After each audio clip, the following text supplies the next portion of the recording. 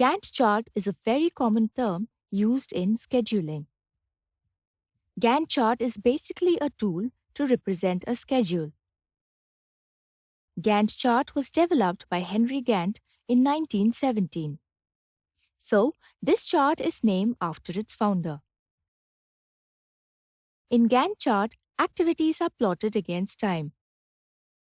This chart is extremely helpful in planning and controlling of project activities. A lot of information can be viewed from a Gantt chart.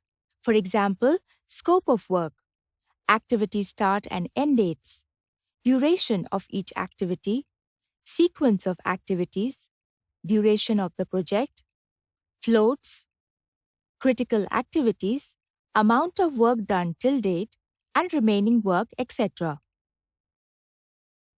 Gantt chart is an essential component in all major project management software packages.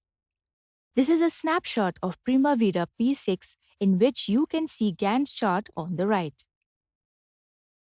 And this is a snapshot of Microsoft project which also have Gantt chart on the right.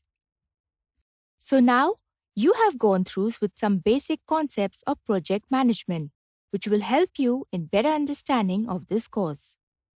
Now we are good to move to our next section, which will cover an introduction of Primavera systems and Primavera P6 software.